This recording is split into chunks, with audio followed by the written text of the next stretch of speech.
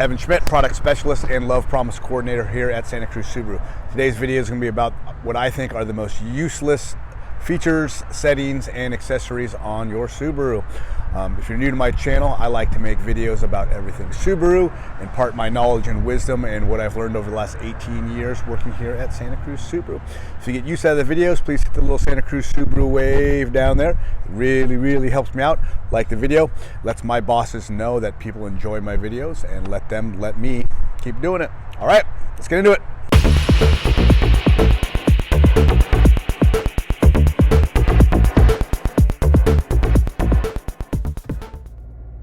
So the most useless settings, features, and accessories on your Subaru.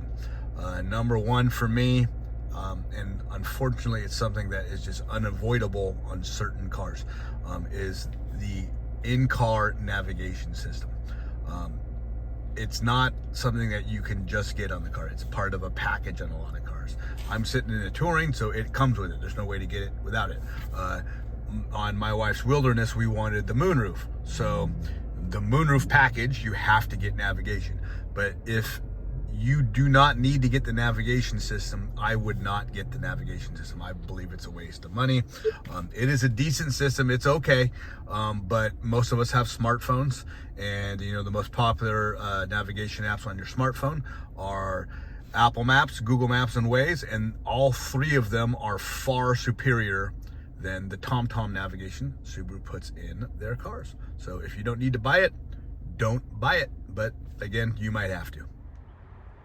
All right, so this is another one that's not going to apply to a lot of you, but this light back here, it is awful. So turn that guy on. It's better than it used to be, but it still does not put out much light whatsoever. Most of us have our cell phones on us, so that's got a way more powerful light. I keep a flashlight in the back of my car. I've seen customers do the little snap lights. They put out a lot more light. This light's just useless. Some of the newer cars are gonna have a light up in this area. It's an LED, it's pretty strong, but again, I think it's further away from the tailgate, but it does put out some light. It just doesn't put out enough light. So I think that's just a really poor design. Mine is literally turned off all the time because I'll never use it.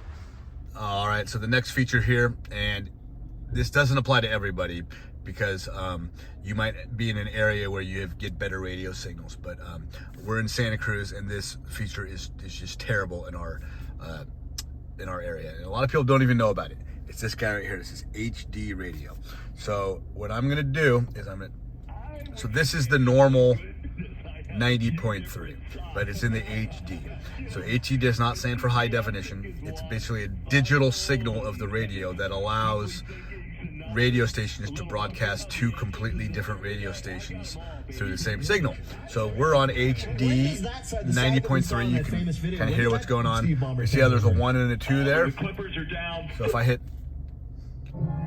this is 90.3. This is another station. This is still 90.3. This is just their secondary station because they can split 90.3 and make it into two stations. We just happen to be in an area where we're on the outskirts of the HD signal. So something that happens to me a lot is people say, hey, it sounds like my radio's skipping. It's because you're going in and out of the HD signal, which is smaller than the normal signal. So if this happens to you, and I did this on my cars, I just turned the HD signal off, so that's not going to be an issue. But if you're in a bigger area, HD radio might really work for you, but in smaller markets, it's just a useless feature.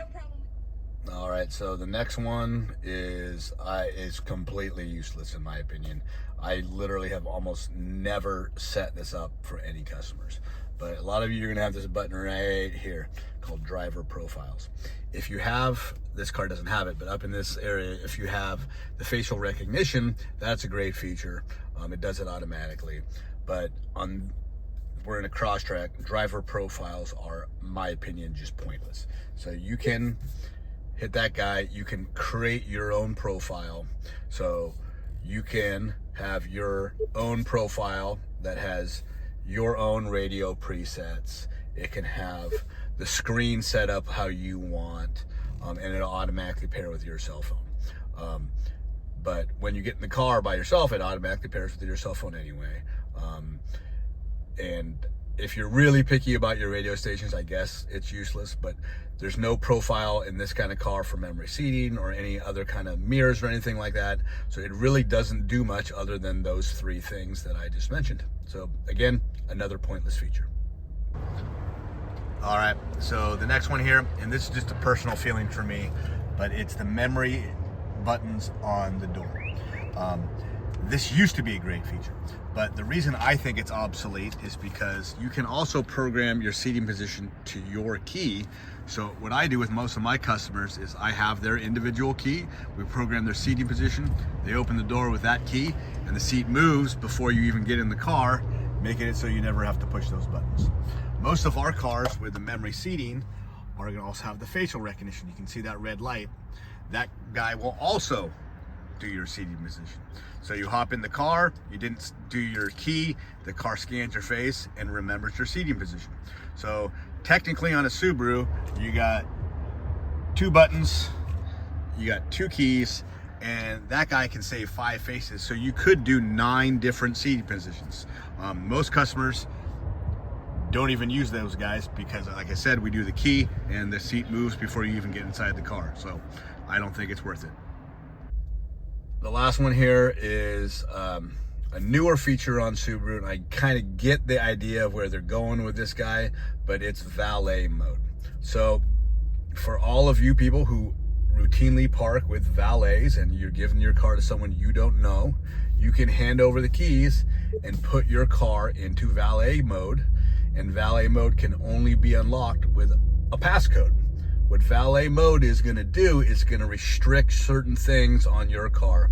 I joke with customers and say it's going to make it so your valet cannot Ferris Bueller your car, basically, and get access to your information, for navigation and stuff like that. I generally don't even recommend customers putting their house as home in the navigation system. In my car, if you hit go home in my car, you're actually going to the local police station, which I live a couple blocks away from. So valet mode will restrict what a driver can do if you want them to. You put it in valet mode and they can't listen to your radio, they can't get access to any of your information. I'm 43 years old, I've been driving since I was 16. I've never used a valet in my life. So I guess if you're really worried about that kind of stuff and you use valets all the time, maybe it's a feature that you might want to use.